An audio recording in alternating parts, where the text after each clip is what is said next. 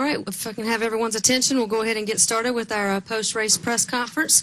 We are now joined by our winning team from tonight's Lucas Oil 150 here at Phoenix International Raceway.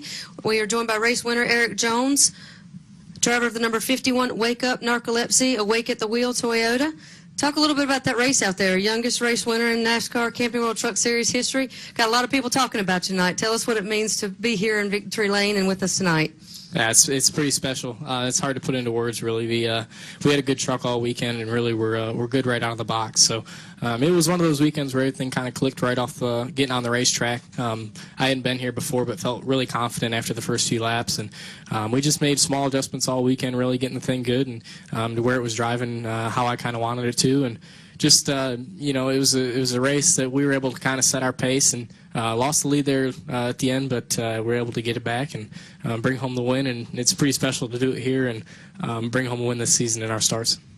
Also joining us is Crew Chief Ryan Fugel. Talk about what it means for you to be sitting here with us as well. Obviously, history in the making here at Phoenix. What is it to be part of that tonight? Like you said, it's special. He's a great young man, great race car driver, but he's a good friend and a better person. So, been a great getting to know him this year. And just filling into these 5 races, the talent is just out the roof. But it just finishes our year. We get 4 wins with Kyle, and then we obviously got 1 more next week to get. But get a win with Erik. It just completes your race team. Makes you feel good with all these different race car drivers and get in and run good. So there's a bunch of hard work back at the shop, hard work from TRD and all their help, and pretty good. Pretty great feeling. Rick Wren, you've obviously been to Victory Lane with quite a few drivers in your time. You've certainly been a fixture in NASCAR for many, many years. This is Erik's first win in just 5 races. Talk a little bit about what this means to you and the program that you're a part of.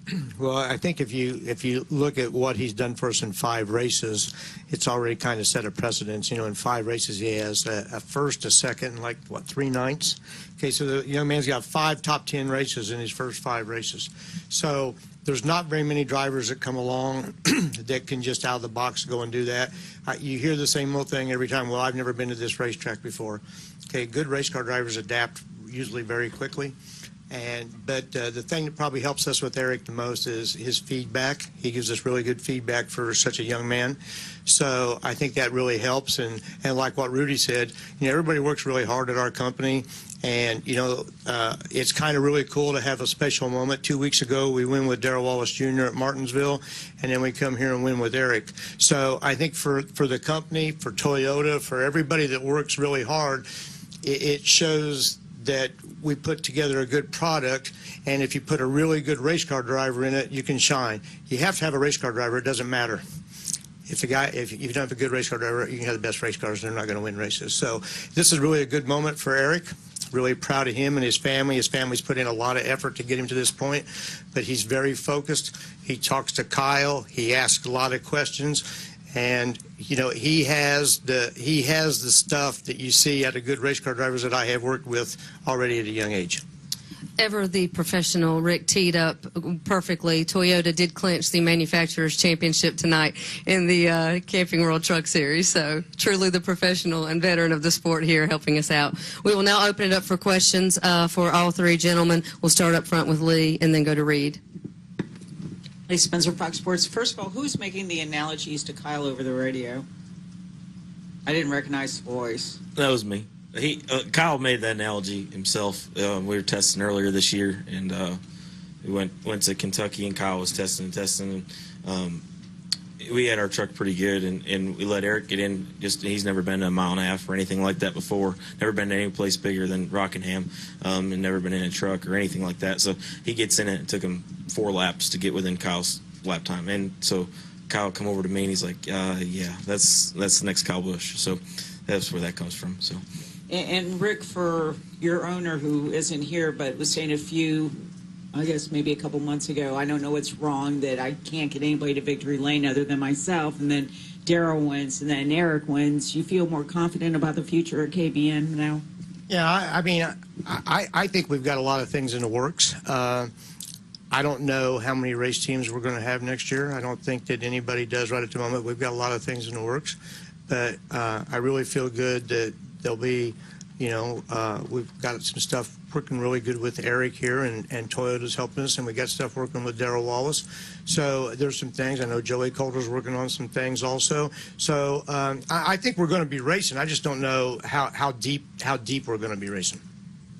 Okay, we'll take our next question right here from Reed, then go back to Stan.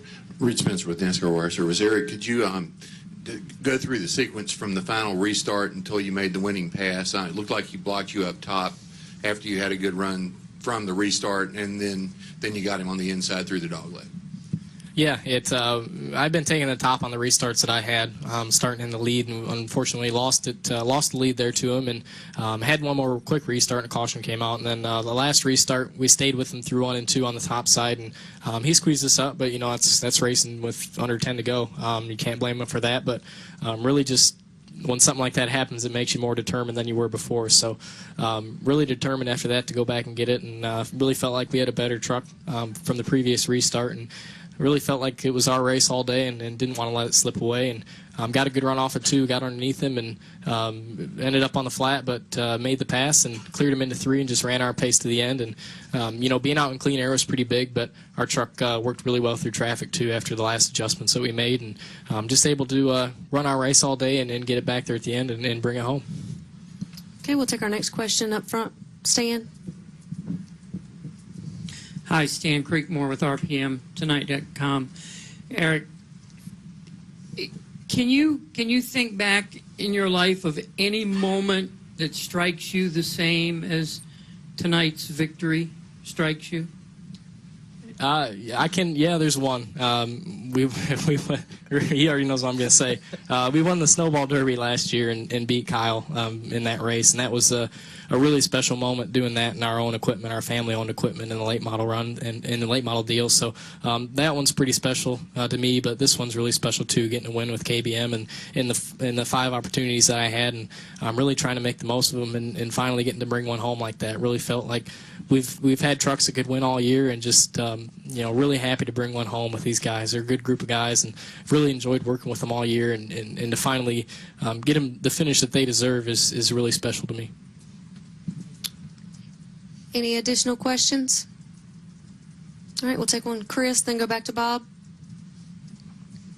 Chris, NightCatchments.com. Erik, have you heard from Kyle yet, and what did he say? And then are you planning to defend your Snowball Derby title? I don't have my phone on me. I haven't heard from him yet, but looking forward to hearing from him and what he has to say. And we'll be down at the Derby running the 51 car with KBM again, and looking forward to getting back to that race. And that's a pretty special racetrack to me, and looking forward to getting back there. Okay, we'll take another question from Bob in the back. I'm Bob Piper, Sporting News. Erik, what do you hope this will do as far as kind of your future? I said on the radio, this is all I've ever wanted, is to be a winner in one of the top 3 NASCAR series, and to finally be able to do it really means a lot, and hopefully it just lets me drive race cars next year. That's what it's all about, and just being a race car driver is something I've wanted to do for a long time, and hopefully it helps things move forward to next year where I can drive with KBM in the Truck Series and keep moving forward. That's really all I would want out of it. Any final questions? Okay, follow up from Stan. That'll be our final question. Yeah. Rick, I think I've almost known you as long as since you were his age. Okay? How does this guy compare to all the different drivers that you've worked with in these 30-some years? I just think that his ability to give us feedback is far superior from a lot of the other young race car drivers that I've worked with in my career.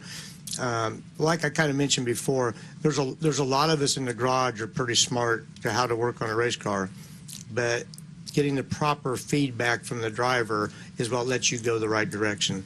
And his feedback for his age is phenomenal. So I think that's the asset he's got. You can break down a corner in 100-foot increments. If you ask him, he can do that for you. And that's what you need to make the race car better for him. Erik, congratulations once again on your win and making history here tonight. Rick, Ryan, congratulations to you as well. Thank you.